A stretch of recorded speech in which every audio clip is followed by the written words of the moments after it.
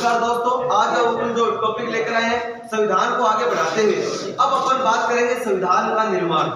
तो टॉपिक दूसरा कौन सा रहेगा? संविधान का निर्माण। तो अब अपन संविधान बनाएंगे। पहला क्वेश्चन तो ये है, सबसे पहले स्वराज्य शब्द का सबसे पहले प्रयोग किसने किया था? ये आया था अपने राजस्थान पुलिस के अंदर भी आया था, रीट में भी क्वेश्चन आया था। तो ये ध्यान रख लेना, स्वराज्य शब्द का सबसे पहले प्रयोग किसने किया था? तो एक हिंट दे देता हूं आपको। क्वेश्चन पूछा गया था सत्यार्थ प्रकाश, और सत्यार्थ प्रकाश किसने लिखी थी? स्वामी दयानंद सरस्वती के द्वारा। ठीक है, सत्यार्थ प्रकाश पुस्तक के अंदर सबसे पहले स्वामी दयानंद सरस्वती जी के द्वारा स्वराज्य शब्द का प्रयोग किया गया था। दूसरा क्वेश्चन है, सबसे पहले स्वराज्य की मांग किसके द्वारा की गई? तो बाल गंगाधर तिलक जी द्वारा। ठीक है ना, 1895 के अंदर बाल गंगाधर तिलक ने सबसे पहले स्वराज की मांग की गई थी। और स्वराज मतलब अपना राज, हमारे देश के ऊपर ब्रिटिश का राज था। तो बाल गंगाधर तिलक तो आपको पता है, उन्होंने क्या कहा था अंग्रेजों से? स्वराज्य मेरा जन्मसिद्ध अधिकार, मैं इसे लेकर रहूंगा। तो क्वेश्चन पूछा जाए, स्वराज्य की मांग सबसे पहले बाल गंगाधर तिलक के द्वारा, और स्वराज शब्द का सबसे पहले प्रयोग किसने किया? स्वामी दयानंद सरस्वती जी के द्वारा सत्यार्थ प्रकाश पुस्तक में किया गया। तो ये लिख लो फटाफट आप, स्वराज शब्द का सबसे पहले प्रयोग स्वामी दयानंद सरस्वती जी के द्वारा किया गया, और स्वराज्य की मांग बाल गंगाधर तिलक के द्वारा की गई। नेक्स्ट अपन बात करते हैं, देखो भैया इतिहास में हमने पढ़ी रहे थे, आपको पता ही है, महात्मा गांधी जी के द्वारा 1920 में कौन सा असहयोग आंदोलन, नॉन कोऑपरेशन मूवमेंट 1920 में चलाया था। 1920 के अंदर असहयोग आंदोलन चलाया था। 1920 से लेकर 1922 जबरदस्त तरीके से देश के अंदर माहौल बनाया था। उसी दौरान 1922 के अंदर महात्मा गांधी जी के द्वारा अंग्रेजों से क्या डिमांड की गई? संविधान सभा की मांग की गई थी। और महात्मा गांधी ने कहा था कि भारत की जनता के द्वारा संविधान का निर्माण कराने की आप क्या दो? आज्ञा दो। क्या भारत की जनता इसे तैयार करे? मतलब संविधान का मतलब हो गया देश को चलाने के लिए जो नियम कानून, वही तो क्या संविधान है। तो जो हमारे देश के अंदर जो नियम कानून है वो भारतीयों के अनुरूप बनने चाहिए। यही मांग 1922 में महात्मा गांधी जी के द्वारा की गई थी। जब अंग्रेजों से महात्मा गांधी जी मिलने गए भैया और संविधान और संविधान सभा की मांग की थी, तब भैया महात्मा गांधी जी की हंसी उड़ाई गई थी। और एक अंग्रेज नेता था जो हमारे देश में आया हुआ था, विकिन हेड, उस समय भारत के मुख्य सचिव के रूप के अंदर काम करते थे भैया। विकिन हेड से कहा था, मतलब देश के अंदर सबसे बड़ा प्रशासनिक अधिकारी था विकिन हेड। उन्हीं के द्वारा प्रशासन मतलब जो नियम कानून लागू करे, सीधी सी बात है, जो उनसे डिमांड करने गए थे महात्मा गांधी जी। संविधान और संविधान सभा की मांग की गई थी, और उन्होंने कहा था हमारे भारतीयों का ऐसा संविधान हो जो भारतीय मस्तिष्क के दर्शन कराए, क्योंकि हमारी सोच हमेशा ही क्या रही है? वसुधैव कुटुंबकम, बहुत ही बड़ी सोच रही है। हमारे भारतीयों का नारा है संपूर्ण विश्व मेरा परिवार है। ठीक है, ये हमारी सोच है। तो हमारी जब ऐसी सोच है तो उनको हम संविधान के अंदर क्या हो भैया, उनको प्रदर्शित करें। ठीक है, तो ऐसा संविधान होना चाहिए हमारे देश का। तो ये बात कही थी। और भैया तब जो एक चर्चिल आया हुआ था देश के अंदर, जो नेता था, उन्होंने कहा था ये कौन है? अर्धनग्न फकीर।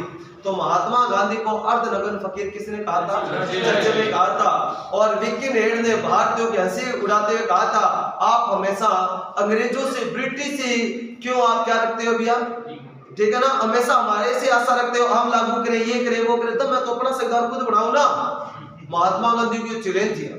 और फिर महात्मा गांधी जी के साथ में एक शख्स और गए हुए थे जिनका नाम था मोतीलाल नेहरू। मोतीलाल नेहरू जी ने कहा देखिए साहब, हम हमारे देश के अंदर संविधान बनाएंगे, क्या आप उसे लागू करोगे?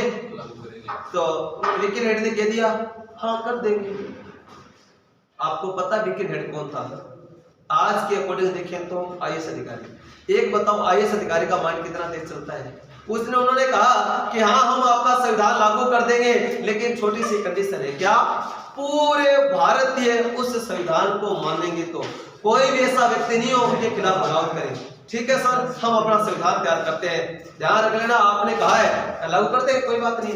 अब क्या हुआ, देखो भैया अंग्रेजों को पता था क्या भारतीयों में एकता होती तो हम राज कर पाते, क्या कभी नहीं कर पाते। तो भैया अभी उसी को देखते हुए 1928 के अंदर क्या होता है, मोतीलाल नेहरू जी के द्वारा एक रिपोर्ट प्रस्तुत की जाती है जिसे आप नेहरू रिपोर्ट के नाम से जानते हो। ठीक है ना, 1928 के अंदर एक रिपोर्ट प्रस्तुत की गई जिसे आप बच्चों नेहरू रिपोर्ट के नाम से जानते हो। क्वेश्चन आता है, मोस्ट इंपोर्टेंट है, नेहरू रिपोर्ट कब प्रस्तुत की गई? 1928। किसके द्वारा? मोतीलाल नेहरू के द्वारा। मोतीलाल नेहरू जी के द्वारा ये रिपोर्ट प्रस्तुत की गई थी। मोतीलाल नेहरू जवाहरलाल नेहरू जी के पापा जी। मोतीलाल नेहरू ने कहा, क्या कहा कि भैया यहाँ पर किसकी डिमांड की गई थी? हाँ, यहाँ पर एक औपनिवेशिक स्वराज या औपनिवेशिक संविधान, कॉलोनियल सिस्टम की मांग की गई थी। एक देखो बच्चों, औपनिवेशिक या फिर कॉलोनियल सिस्टम क्या होता है? कॉलोनियल का मतलब होता है कि सर देश को चलाने के लिए जो नियम कानून है वो तो भारतीयों के द्वारा होने चाहिए, लेकिन उसको लागू कराना, देश पर राज करना आप ही करो। देश को चलाने के लिए नियम कानून वो तो हम भारतीय मिलकर बनाएंगे, लेकिन लागू आप कराओगे, मतलब बड़े बड़े पदों पर आप ही रहो, हमें राज नहीं करना है देश के ऊपर। ये मांग की गई थी किसके द्वारा? मोतीलाल नेहरू के द्वारा। देखो भैया सीधी सी बात है, नेहरू जी अगर कह देते हैं देश के नियम हम बनाएंगे और बड़े बड़े पदों पर हम करेंगे तो आपस में लड़ेंगे हम पद को लेकर। तो मोतीलाल नेहरू जी भी बहुत माइंडेड थे, अंग्रेज उनसे ज्यादा माइंडेड थे, तो इसीलिए उन्होंने हाँ गरीब काम पढ़ाओ भी या लागू हम करेंगे। जब नेहरू रिपोर्ट 1928 में प्रस्तुत की गई मोतीलाल नेहरू जी के द्वारा, इसी क्या कहा जाता है? संविधान का ब्लूप्रिंट ऑफ इंडियन कॉन्स्टिट्यूशन। संविधान का ब्लूप्रिंट किसे कहा जाता है? आपको सर नेहरू रिपोर्ट को। सबसे पहले हमें संविधान बनाने की बात यहाँ पर की गई थी भैया। ठीक है, तो यहाँ पर हमने कहा ढांचा तैयार किया था, इसे संविधान का क्या कहा जाता है? इसे संविधान का ब्लूप्रिंट कहा जाता है। इसे संविधान का ब्लूप्रिंट कहा जाता है। ये इंपॉर्टेंट क्वेश्चन है। और अपने इसमें किसकी डिमांड की गई थी? Colonial system. हाँ, कॉलोनियल सिस्टम बोले तो औपनिवेशिक।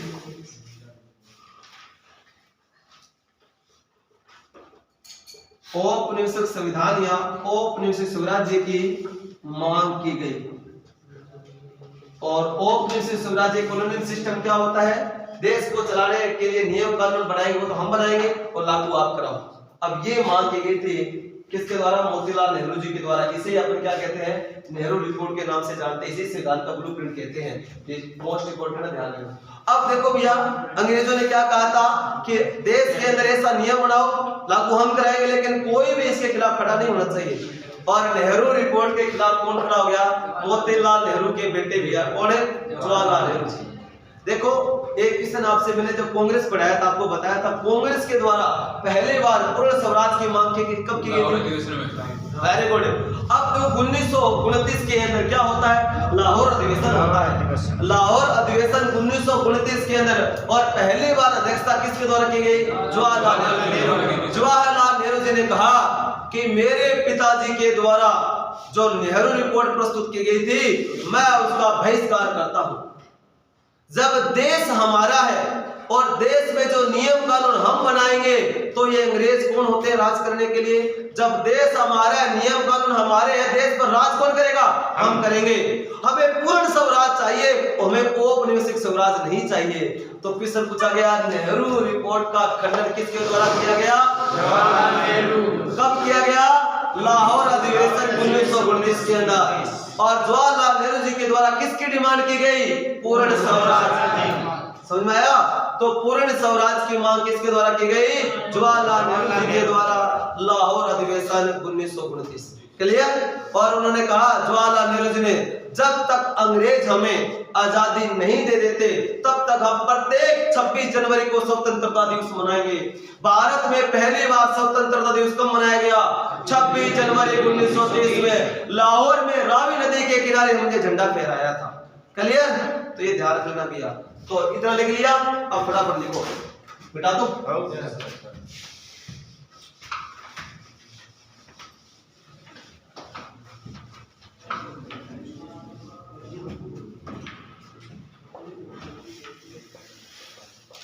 रावी नदी किनारे। लाहौर अधिवेशन 1929, अध्यक्ष जवाहरलाल नेहरू जी।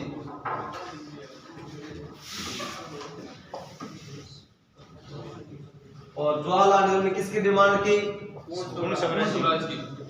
क्वेश्चन आता है पूर्ण स्वराज का नारा किसने दिया? जवाहरलाल नेहरू। खड़े हो जोर भैया, खड़े हो, बातें करते हुए बीच में।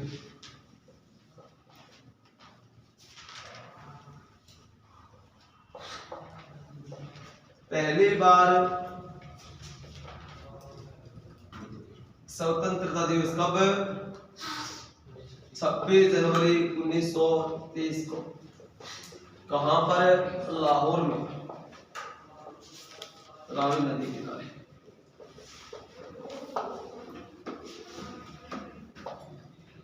ठीक है बच्चों, अब आगे बढ़ते हैं अपन। यस, हाँ, हसरत मोहानी कौन है? हसरत मोहानी ध्यान में नहीं यार। हाँ, अब देखो बात करते हैं। लाहौर अधिवेशन कंप्लीट हो गया, उसके अलावा फिर देखो देश के अंदर माहौल तो बन ही रहा था। आपको पता है जब हम इतिहास, क्योंकि पॉलिटिकल के अंदर पहले इतिहास पढ़ना जरूरी है। इतिहास हमने पढ़ लिया है, वो यहाँ पर काम आ रहा है हमारे। तो यहाँ पर वो कहानी ऑटोमेटिक आपस में जुड़ रही है। फिर देश के अंदर बहुत जबरदस्त तरीके से डिमांड की जाती है देश की आजादी की। फिर महात्मा गांधी जी के द्वारा सविनय अवज्ञा आंदोलन होता है, उसके बाद पूना पैक्ट होता है। फिर आपको पता है क्या हो जाता है, सेकेंड वर्ल्ड वॉर की शुरुआत हो जाती है। फिर हमारे देश के अंदर अगस्त प्रस्ताव आता है 1940 के अंदर, लॉर्ड लिनलिथगो के द्वारा सैनिक सहायता मांगी जाती है। फिर देखो फिर 1942 के अंदर फिर कौन आया? क्रिप्स आयोग आया। क्रिप्स आयोग ने, क्रिप्स ने क्या की? भारतीयों से सैनिक सहायता मांगी। और क्रिप्स ने क्या कहा था कि 1942 में हम क्या कर देंगे, 1928 के अंदर जो आपने कॉलोनियल सिस्टम या फिर औपनिवेशिक स्वराज्य की मांग की थी वो हम लागू करते हैं। आपको बताया था ना? हाँ सर। तो वही चीज है भैया। फिर हमने महात्मा गांधी जी ने क्या कहा क्रिप्स के खिलाफ? कैसा?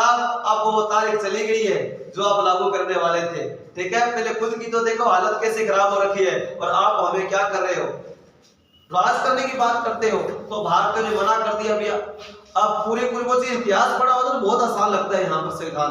तो अब क्या होता है, फिर वही बात है भैया, जैसे द्वितीय विश्व युद्ध क्या होता है, बंद होता है, रुकता है। फिर क्या होता है, इंग्लैंड में चुनाव होते हैं। इंग्लैंड में चुनाव कब हुए? 1945 के लास्ट में। अब अपन चलते हैं वहां पर। कितना लिख लिया? जी सर। अब मिटा रहा हूं यहाँ से, मिटाओ।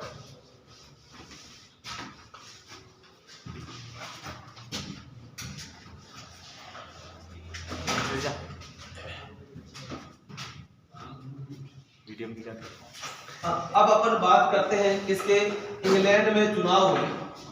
कहाँ हुए? ब्रिटेन में चुनाव हुए। कब बच्चों? 1945 में।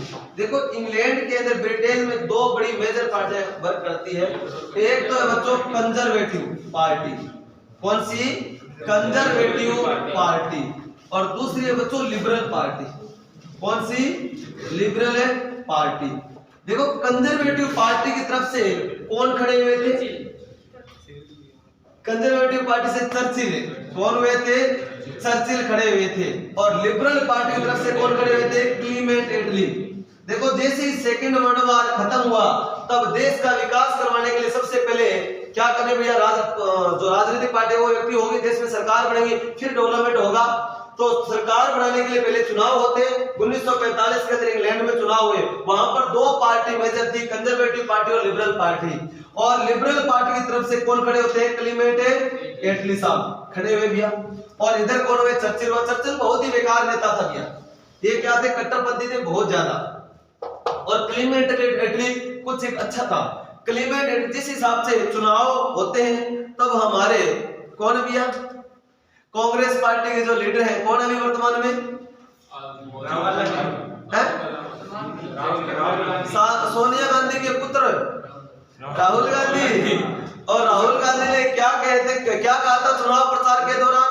अगर हमारी सरकार आती है तो प्रत्येक व्यक्ति के खाते में प्रत्येक साल की तरह 72,000 रुपए डाले जाएंगे। कहा था ना उसी प्रकार से मोदी जी ने भी तो कहा था जब हमारी सरकार आती है तो प्रत्येक व्यक्ति अकाउंट में 15-15 लाख रुपए डाल दिए जाएंगे, ठीक है ना। तो बहुत सारे वादे किए जाते हैं नेताओं के द्वारा। उसी प्रकार से यहाँ पर भैया क्लेमेंट एटली ने चुनाव प्रचार के दौरान बोल दिया, क्या बोला कि अगर हमारी सरकार आती है तो हम भारत को आजादी दे देंगे।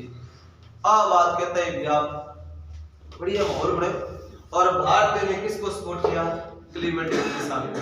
और चुनाव के अंदर क्या होता है भैया, क्लेमेंट एटली साहब की जीत हो जाती है और क्लेमेंट एटली साहब जे जित्या और आपला भारतीय भूखिया भी फुल्ला की माला लेके मिठाइयां और डब्बो लेके मैं कह रहा नहीं आजादी देशिया अब देखिए।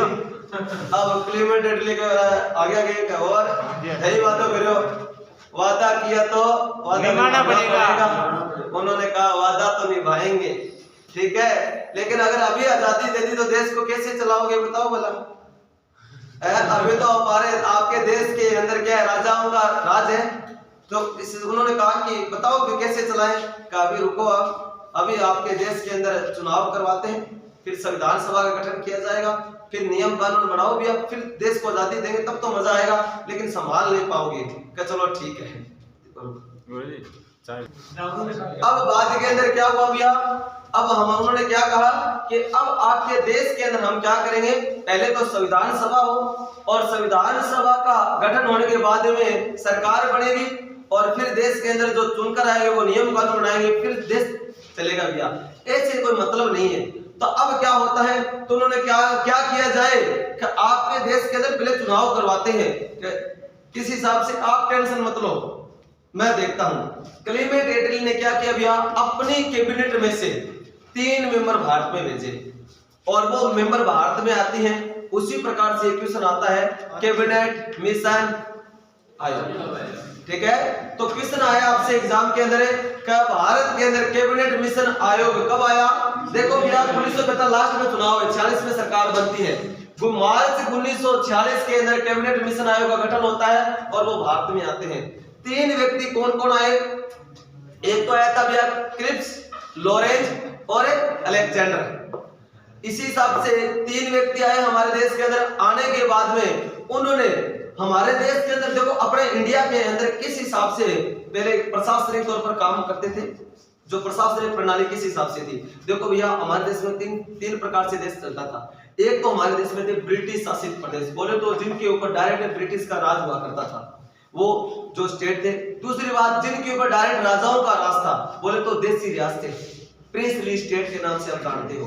तीसरा भैया यूनियन टेरिटरी, जहां पर बड़े बड़े जो अधिकारी थे अंग्रेजों के वो बैठते थे भैया, जिसे आप केंद्र शासित प्रदेश के नाम से जानते हो। तो उस समय जब कैबिनेट मिशन आयोग हमारे देश में आया, उन्होंने सब उनका मेन पर्पस क्या था कैबिनेट मिशन आयोग का, संविधान सभा का गठन करना, मेन पर्पस यही था। संविधान सभा के अंदर क्या होंगे, पहले चुनाव करवा के जो कैंडिडेट चुने जाएंगे। तो उन्होंने कहा कि संविधान सभा के अंदर कुल कितने मेंबर चुने जाएंगे। तब उन्होंने कहा कि आपके देश के अंदर 3 प्रकार से सिस्टम बटा हुआ है, तब पॉपुलेशन के अकॉर्डिंग आपके कंट्री के अंदर टोटल कितने मेंबर होंगे संविधान सभा में, 389, ठीक है। जो कॉन्स्टिट्यूशन असेंबली थी उसके अंदर टोटल मेंबर कितने होंगे, 389 मेंबर चुने जाएंगे। क्लियर है। तो अब बढ़ते हैं अपन, देखो कैबिनेट मिशन आयोग।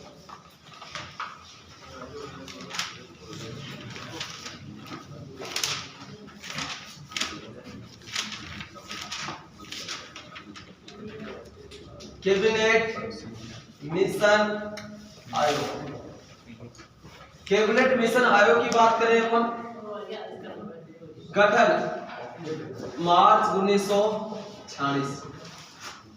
क्लेमेंट एटली ने अपनी कैबिनेट में से 3 मेंबर को यहां पर भेजा दिया, 3 मंत्रियों को भेजा था कैबिनेट मंत्री को, तभी इसका नाम क्या पड़ा, कैबिनेट मिशन आयोग। कैबिनेट मिशन आयोग का मेन पर्पस क्या था, उद्देश्य क्या था बच्चों, नहीं आजादी तो बाद में, संविधान सभा का निर्माण करना। क्या है, संविधान सभा का निर्माण करना। कैबिनेट मिशन आयोग का मेन पर्पस क्या था, कॉन्स्टिट्यूशन असेंबली का निर्माण करना।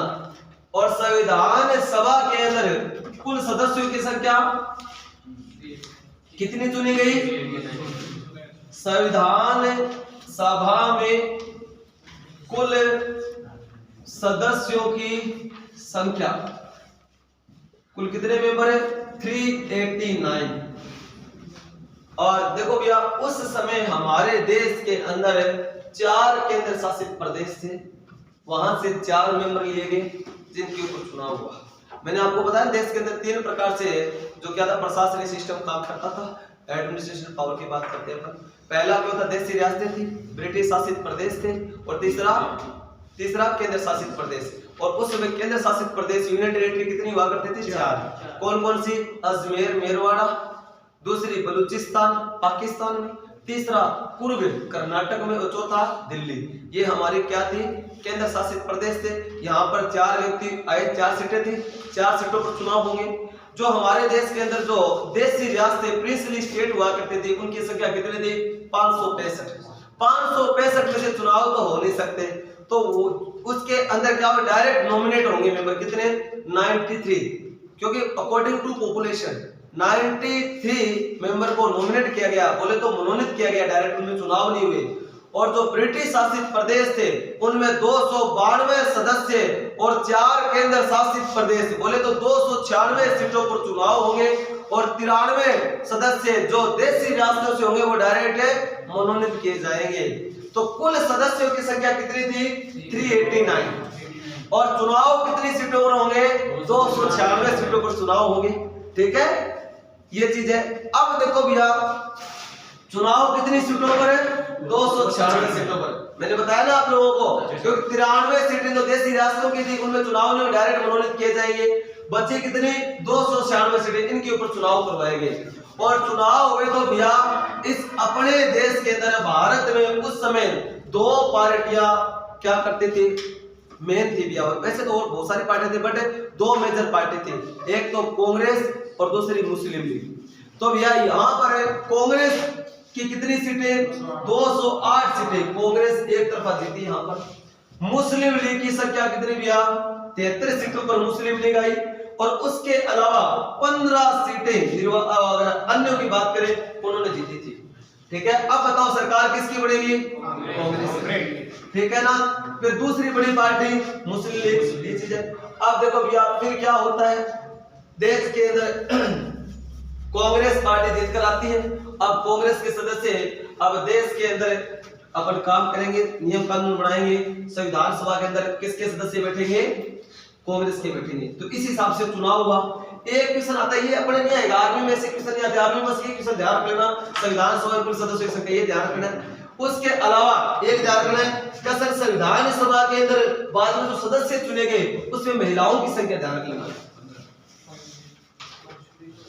बताओ भैया संविधान सभा में कुल महिलाओं की संख्या, कुल महिलाओं की संख्या कितनी महिलाएं चुनी गई? नहीं भैया। ठीक है, तो ये ध्यान रखना, बाद में आई थी वो तो देश आजाद होने के बाद में। तो अभी संविधान सभा के अंदर कुल महिलाओं की संख्या पूछे तो कुल 15 महिलाएं चुनी गई थी इस संविधान सभा में। ये इंपॉर्टेंट है, कुल सदस्य की संख्या ये ध्यान रखना। ठीक है, इतना अपने मतलब अपने तो आर्मी स्पेशल की बात करें तो ये क्वेश्चन है। अब आगे नेक्स्ट बात करते हैं। अब देखो भैया किसकी सरकार बनती है? कांग्रेस की। अब संविधान सभा तो बन गई, अब क्या करेंगे? नियम कानून बनाने पड़ेंगे। अब क्या करो? संविधान सभा की बैठकें करो। क्या करो? संविधान सभा की बैठकें होनी चाहिए। अब पहला तो क्वेश्चन आता है, संविधान सभा की पहली बैठक कब हुई? 9 दिसंबर 1946। देखो बच्चों, उससे पहले चुनाव होने के बाद में एक अंतरिम सरकार का गठन किया जाता है। देखो अंतरिम सरकार मतलब देश के आजाद होने से पहले एक अंतरिम सरकार, चुनाव होने के बाद में किसका गठन किया गया? अंतरिम सरकार का गठन किया गया। और अंतरिम सरकार का गठन कब हुआ? 2 सितंबर 1946 को। चुनाव होने के बाद में सरकार कांग्रेस की अंतरिम सरकार का गठन हुआ। और उसके अंदर अंतरिम सरकार के अंदर सबसे बड़ा पद जो अध्यक्ष का था वो किसका हुआ करता था? वायसरॉय का। ठीक है, उपाध्यक्ष के तौर पर किसे चुना गया? जवाहरलाल नेहरू जी। ठीक है, अपनी है। तो अंतरिम सरकार गठन होगा। अब क्या करेंगे वो भैया? अब देश के अंदर फटाफट संविधान के अंदर नियम कानून बनाना, देश को आजाद करवाना।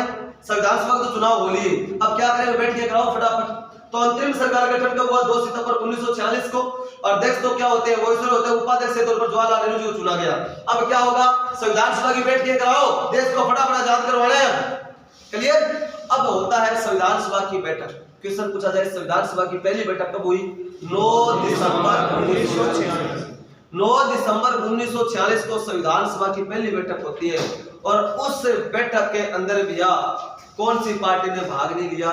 मुस्लिम लीग। क्योंकि देखो भैया मुस्लिम लीग दूसरी सबसे बड़ी पार्टी थी, अपोजिट पार्टी थी। मुस्लिम लीग ने कहा कि हम इस चुनाव को नहीं मानते, इसमें धांधली हुई है, हम इसका बहिष्कार करते हैं, हम आपसे कोई मतलब नहीं रखते, हम नहीं मानते इस संविधान सभा के चुनावों को, और बहिष्कार कर दिया। किस नाम से? भारत के अंदर कुल देशी रियासतों की संख्या 565। सबसे बड़ी देशी रियासत कौन सी? हैदराबाद। देखो हैदराबाद रियासत भारत की मुस्लिम रियासत थी, सबसे बड़ी रियासत थी। उसके जो प्रिंसिपल स्टेट की बात है, सबसे बड़ी प्रिंसिपल स्टेट हैदराबाद, ठीक है, सबसे बड़ी देशी रियासत हैदराबाद। वहां के राजा जो निजाम का था उन्होंने मना कर दिया कि हम भी क्या करते हैं, इस संविधान सभा का बहिष्कार करते हैं, हम कोई भी किसी भी सभा में भाग नहीं लेंगे। और भैया क्वेश्चन हो गया संविधान सभा की पहली बैठक कब हुई? 9 दिसंबर 1946 को, और उसका बहिष्कार किसने कर दिया? मुस्लिम लीग और हैदराबाद रियासत ने। उन्होंने कह दिया हम इस चुनाव को नहीं मानते हैं, हम इसका खंडन करते हैं। अब देखो भैया जब अपोजिट पार्टी ही भाग नहीं लेती है तो हम अध्यक्ष पद का चुनाव नहीं कर सकते, लेकिन जब बैठक बुलाई जाएगी कुछ ना कुछ तो बात करेंगे। यहाँ आप आए हो सारे के सारे इकट्ठे होकर, ठीक है ना, सारे के सारे आज आप इधर आए हो इकट्ठे होकर, तो क्या होगा कि उसका एक लीडर तो होना चाहिए। तो अब देखो भैया ये सारे मतलब अपने मेन पार्टी तो आ गई है, तो अब देखो भैया जब अपोजिट पार्टी नहीं आएगी तो परमानेंट जो अध्यक्ष उसका तो चुनाव नहीं कर सकते। तब उन्होंने कहा कि चलो आज इकट्ठे हुए तो आज अस्थायी अध्यक्ष बना दो, कुछ तो बात करें आज। तो अब देखो उन्होंने कहा कि अस्थायी अध्यक्ष किसे बनाए? क्या सबसे बुजुर्ग कौन है? क्या उस समय जो एक बिहार के नेता थे जिनका नाम है सच्चिदानंद सिन्हा, वो सबसे बुजुर्ग आदमी थे। उन्होंने कहा, सभी ने कहा कि इनको आज अध्यक्ष बना दो। तो क्वेश्चन पूछा गया संविधान सभा के पहले अस्थायी अध्यक्ष कौन चुने गए? सच्चिदानंद सिन्हा, ठीक है। ऐसा है पहली बैठक का अध्यक्ष तो यही रहेगा, जो भी यही रहेगा। पहली बैठक का अध्यक्ष किसे चुना गया? सच्चिदानंद सिन्हा का। लेकिन वो अध्यक्ष परमानेंट था या टेम्परेरी?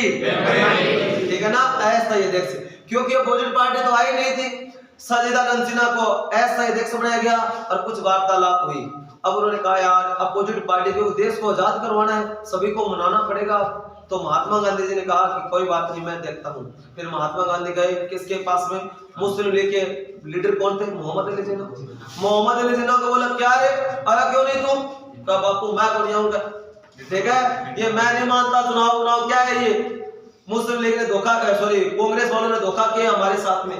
कह रहे पागल, ये तो लड़ाई तो अपन लड़ते रहेंगे बाद में भी, अंग्रेज हमें आजाद करने की बात कर रहे हैं, पहले आजादी कर ले, आजाद मतलब देश आजाद तो करवा ले, फिर लड़ते रहेंगे आपस में, बिल्कुल, ठीक है। तो यहाँ के तो भैया फिर मोहम्मद अली जिन्ना के बापू दूसरी बैठक कद बुला रहे हैं, काल ही बुला लिया, कद बुला लिया, काल ही बुला लिया, फिर ठीक है तो आयो। अब भैया के हैदराबाद रनौली का ओए चलो जाया। अब देखो भैया क्या होता है, संविधान सभा की दूसरी बैठक कब हुई? 11 दिसंबर 1946। अब सारे मेंबर आ गए। अब क्या किया जाए? सबसे पहले तो नाश्ता कराओ, सभी को नाश्ता नुश्ता कराओ, फिर का नाश्ता पानी कर लियो। अब आपा कह रहा आज आपा अध्यक्ष पद को चुनाव कर लिया, का चलो ठीक है। और क्वेश्चन पूछा जाए भैया कि संविधान सभा के स्थायी अध्यक्ष किसे चुना गया? डॉक्टर राजेंद्र प्रसाद जी को, ठीक है। तो संविधान सभा की दूसरी बैठक कब हुई? 11 दिसंबर 1946 को, और उसके स्थायी अध्यक्ष किसे बनाया गया? डॉक्टर राजेंद्र प्रसाद जी को, डॉक्टर राजेंद्र प्रसाद, ठीक है बच्चों।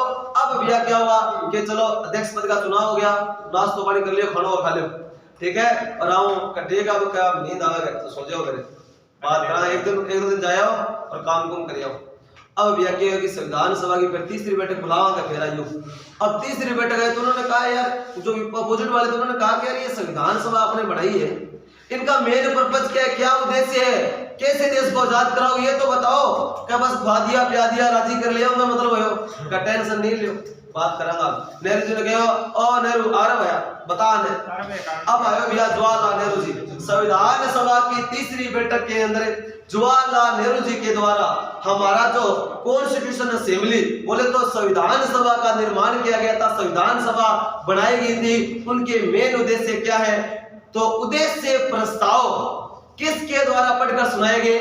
जवाहरलाल नेहरू जी के द्वारा। कब?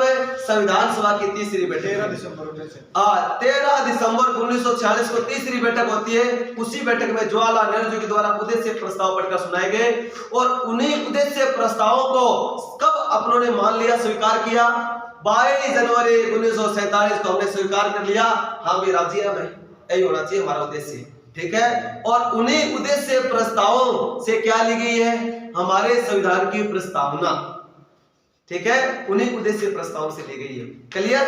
ये चीज होता है। क्वेश्चन आया था हमारे अभी जो एनडीए के एग्जाम हुए थे उनमें क्वेश्चन आया था कि संविधान सभा की जो उद्देश्य प्रस्ताव है वो किसके द्वारा पढ़कर सुनाए गए? जवाहरलाल नेहरू जी के द्वारा। कब है? तीसरी संविधान सभा की बैठक, ठीक है ना। संविधान सभा की तीसरी बैठक में कब हुई थी? 13 दिसंबर 1940। क्लियर है? तो ये लिखो फटाफट, संविधान सभा की बैठक।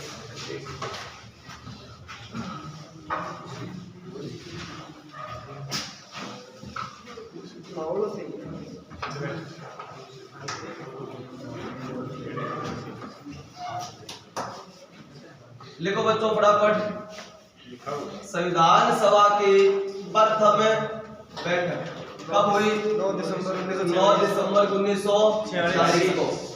और उसका बहिष्कार किसने किया? मुस्लिम पार्टी मुस्लिम लीग और हैदराबाद रियासत बहिष्कार किया।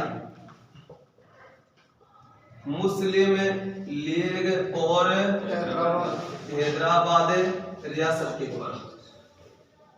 भारत की सबसे बड़ी रियासत है हैदराबाद। और अस्थायी अध्यक्ष किसे चुना गया? डॉक्टर सचिंद्र सिन्हा को।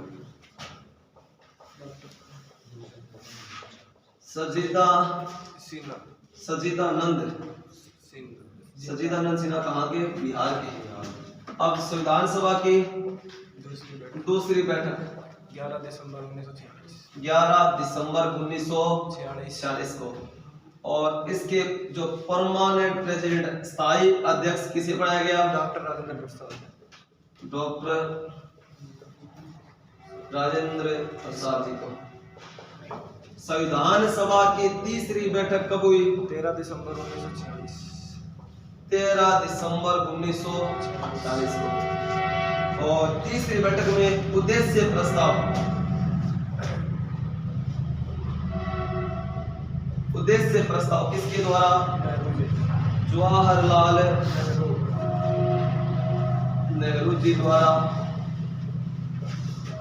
पढ़कर सुनाए गए। ठीक है भैया।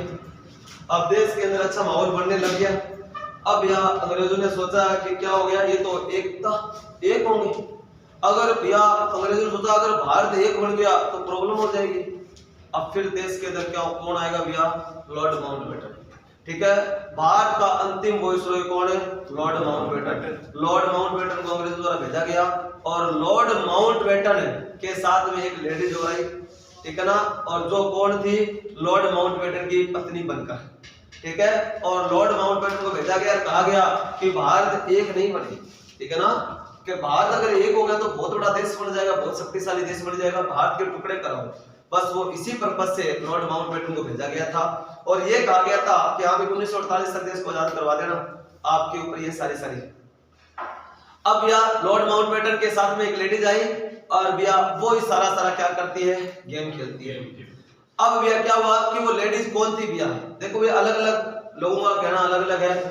वो भैया अगर बात करें कि हमारे जिस हिसाब से खुफिया डिपार्टमेंट के अंदर जो काम करते हैं, जो आईपीएस अधिकारी होते हैं, उसी हिसाब से वो उनके क्या थे भैया?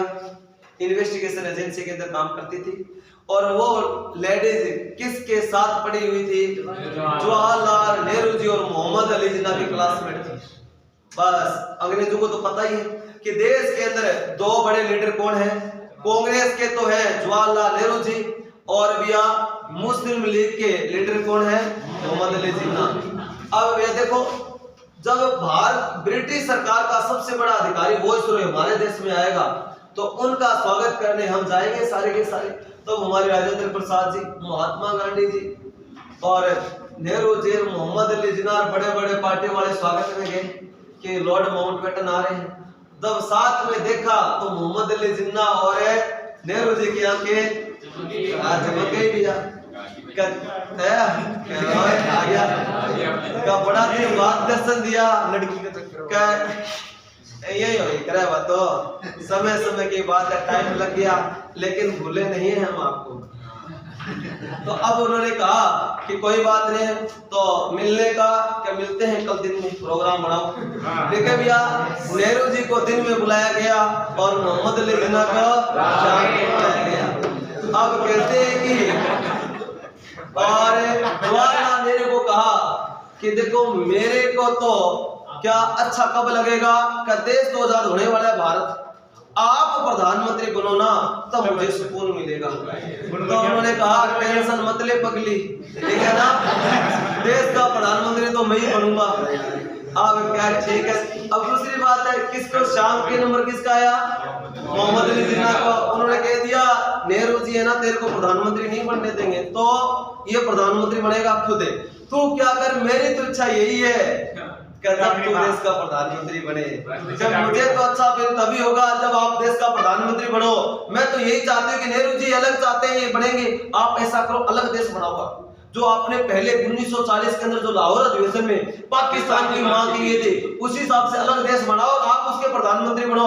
अगर एक रहा तो ये नेहरू जी आपको प्रधानमंत्री नहीं बनने देगा, कोई बात हमेशा आपको झुकाकर रखेगा। मेरा तो सपना यही कहता है, मेरी तो लालसा यही है कि आप देश के प्रधानमंत्री बनो। उसने कहा अगली टेंशन मत ले, तेरी हर इच्छा पूरी की जाएगी। ठीक है। अब होता क्या है बच्चों, अब भैया इधर पूछा लॉर्ड माउंटबेटन ने क्या हुआ, तो सब हो गया। ठीक है, फटाफट के बुलाओ, बैठे बुलाओ, बस काम हो गया सारा, और फटाफट के करो, बैठे बुलाओ। फिर क्या आती है भैया, माउंटबेटन योजना। क्वेश्चन आता है माउंटबेटन योजना कब आई, कसब 3 जून 1947 को लॉर्ड माउंटबेटन की अध्यक्षता में क्या हुआ, देश की जो बड़ी बड़ी दो पार्टियां थी, किसको, मुस्लिम लीग और कांग्रेस वालों को बुलाया गया। और कांग्रेस की तरफ से कौन गए थे, महात्मा गांधी जी, और भैया मुस्लिम लीग की तरफ से कौन गया, मोहम्मद अली जिन्ना। और उन्होंने कहा क्या बात, अब देश को आजाद कर दे, देश में चुनाव नियम कानून जो तुम लोग बढ़ा ही रहे हो, कहा साहब, तो आप ऐसा करो, देश बनने जा रहे हैं, क्या किया जाए बताओ। मोहम्मद अली जिन्ना ने कहा मैं तो मेरा अलग देश बनाऊंगा, मैं तो मेरे मुस्लिम भाइयों के लिए अलग देश बनाऊंगा, मुझे नहीं पता, आई डोंट नो, मैं भारत के साथ नहीं रहना चाहता, मैं मुस्लिम कम्युनिटी के लिए अलग देश की डिमांड करता हूं। महात्मा गांधी ने कहा अरे पागल क्या कर रहे हैं तुम, देश एक बनाओ, तेरे को क्या बनना है, प्रधानमंत्री, तू बन जाना भारत का। उन्होंने कहा नहीं, मैं मेरे मुस्लिम भाइयों के लिए अलग देश बनाऊंगा। तो भैया अब समझाया महात्मा गांधी ने, लेकिन समझा ही नहीं। अपने लॉर्ड माउंटबेटन बोला आपके क्या प्रॉब्लम है, आप पार्टी से पूछ लो, आप अभी तो आप निर्णय नहीं ले सकते, आप दबाव क्यों बना रहे हो। तो उन्होंने कहा चलो ठीक है, मैं पूछ कर बात करते हैं। महात्मा गांधी ने आकर कहा कि ये तो मोहम्मद अली जिन्ना तो अलग देश की डिमांड पर अड़ गया, मुझे तो अलग देश चाहिए। तो भैया कांग्रेस के अंदर अच्छे अच्छे लीडर भी थे, उन्होंने कहा, एक उनमें अंदर एक हमारे मुस्लिम लीडर थे जिनका नाम था मौलाना अबुल कलाम, जो भारत के पहले क्या शिक्षा मंत्री बनेंगे। उन्होंने कहा बापू कचरा न जान दो बारे, ठीक है, और कचरो देश में रह गयो तो फिर तंग करे लो, तो क्या करो जान दो बारे। तो उन्होंने कहा ठीक है, कहा अब पार्टी वालों ने कहा मोहम्मद अली जिन्ना को बाहर निकालो, कोई बात नहीं, ठीक है, देश के अंदर फिर करेंगे ये पंगा। तो भैया ठीक है भैया, फिर उन्होंने कहा कि ठीक है बना दो 2 देश। तो फिर भैया लॉर्ड माउंटबेटन ने यहां से एक डायग्राम बनाकर भेजा, कहां पर है, इंग्लैंड के अंदर। और उस समय वहां के सम्राट कौन थे, जॉर्ज 6 थे। उन्होंने क्या कहा कि देखो भारत और पाकिस्तान 2 देश बनने जा रहे हैं, तो आप क्या करो कि ये मैप है तो आप इसके ऊपर साइन कर दो। जॉर्ज 6 ने क्या कहा, भारत और पाकिस्तान 2 देश नहीं होने चाहिए, क्या मैं कुछ ऐसा कर रहा हूं वो देश में लागू कराओ, अगर 2 देश होंगे फिर भी प्रॉब्लम क्रिएट करेंगे बाद में ही।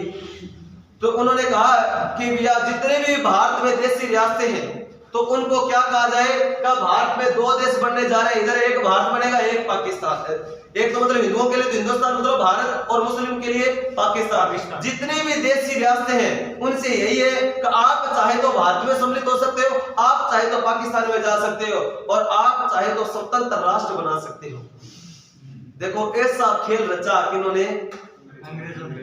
देखो भैया जाते जाते ब्रिटिश भारत के इतने टुकड़े करके जाना चाहते थे, लेकिन भैया इस बात को कौन समझ गया, iron man of India Sardar Vallabh भाई पटेल। देखो देखो भैया, भारत का बिस्मार्क, ठीक है, भारत का एकीकरण का जनक कौन थे? सरदार वल्लभ भाई पटेल। सरदार वल्लभ भाई पटेल अंग्रेजों की नीतियों को समझ जाते हैं। उन्होंने कहा कि देखो, अंग्रेज हमें इतना खतरनाक तरीके से बांटेंगे, समझ से बाहर हो जाएगा, तो क्या करो, भारत को एक करना है। देशी रियासतों से मिलना शुरू कर दिया कि भारत और पाकिस्तान दो देश बनाएंगे अंग्रेज, और आपको कहीं नहीं जाना है, आपको भारत में रहना है। वो आपको उकसाएंगे अलग देश बनाने के लिए, लेकिन जाना नहीं है। सरदार वल्लभ भाई पटेल सब चालों को समझ आते हैं, और भैया भारत के अंदर सारी रियासतों को, लगभग 562 रियासतों को साइन करवा लिया, और भारत के अंदर विलय करने के ऊपर आजादी से पहले अंग्रेजों ने सोचा, रे ये क्या कर डाला, इतना बड़ा काम था, और इस काम को अंजाम किसने दिया भैया? सरदार वल्लभ भाई पटेल। तभी तो कहा जाता है कि सरदार वल्लभ भाई पटेल अगर नहीं होते हमारे देश के अंदर, तो भैया हमारा भारत पता नहीं कितने टुकड़ों में बट जाता। अगर बात करें राजस्थान, हमारे राजस्थान में कितनी देशी रियासतें हैं? ठीक है ना, 18-19 देशी रियासतें थी। अब देखो भैया, अगर वो सारी देशी रियासतें, अगर यार एक बताओ, अलग अलग क्षेत्र में अलग अलग रास्ता, कहीं पर मेवाड़, कहीं पर मारवाड़, ढूंढाड़ से अलग अलग रियासतें थी। अब उन रियासतों के पास जाकर आपसे पूछा जाए कि हमेशा राजाओं की तो बनती तो थी नहीं आपस में, आप ऐसा कहा जाए, आप क्या चाहते हो, आप भारत में शामिल होना चाहते हो? भारत में मतलब उस समय तो ये कहा गया कि आप दूसरों के अधीन रहोगे। अधीनता किसको स्वीकार है? गुलामी किसको स्वीकार? किसी को नहीं। तो बस यही था, वो तो चाहते थे कि ये अलग देश बनाएगा। हर कोई सोचेगा, अगर अपन मान लीजिए राजा होते किसी रियासत के, तो हम यही सोचते, मैं एक स्वतंत्र राजा बनूं, मैं एक स्वतंत्र देश बनाऊं, मेरे लोगों का विकास करूं, यही चाहेंगे। बस इसी चीज को एक करना बहुत बड़ा काम था भी। लालच देने के लिए हर कोई तैयार बैठा था, मुसलमान जो मुस्लिम लीग वाले भी तैयार बैठे थे। उसी प्रकार से फिर अगर अपने कौन नहीं होते, सरदार वल्लभ भाई पटेल जी नहीं होते, तो हमारा राजस्थान में 18 से 19 देशों में बढ़ जाता। ठीक है ना, मैं दूसरे देश से पढ़ाने आता यहाँ पर, ठीक है, ये चीज है। तो स्पेशल संडे की क्लास होती तब आप लोगों की ये हाल होता। ठीक है, आप भी अलग अलग देशों से पढ़ने के लिए आते, चलो चलते हैं कहाँ पर? आमेर देश के अंदर, जयपुर देश में, ठीक है, उसी हिसाब से।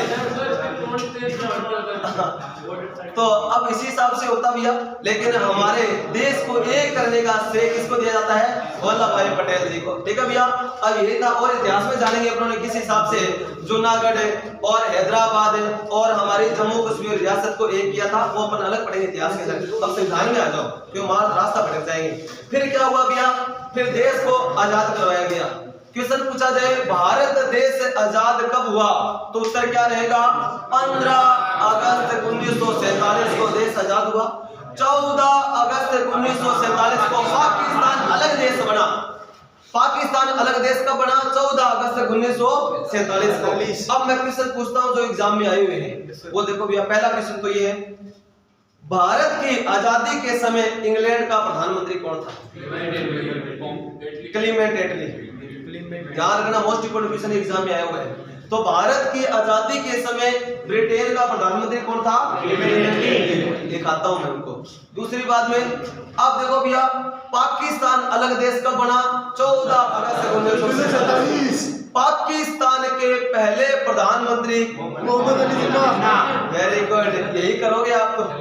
हाँ, मोहम्मद अली जिन्ना। ध्यान रखना, मोहम्मद अली जिन्ना प्रधानमंत्री नहीं बने तो वायसरॉय बोले तो गवर्नर जनरल। पाकिस्तान का पहला गवर्नर जनरल, क्योंकि हमारे देश के अंदर प्रधानमंत्री पद छोटा था और गवर्नर जनरल पद बड़ा था। तो गवर्नर जनरल पाकिस्तान के कौन बने? मोहम्मद अली जिन्ना। और पाकिस्तान का पहला प्रधानमंत्री किसे बनाया गया? लियाकत अली को। अब अपन बात करते हैं अपने देश भारत के। भारत के पहले प्रधानमंत्री कौन बने भैया? जवाहरलाल नेहरू जी। क्लियर है?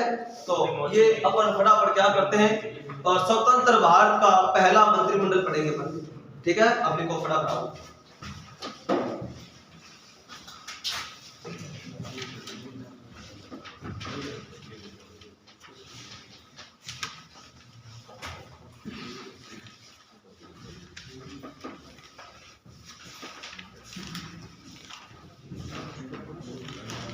कितना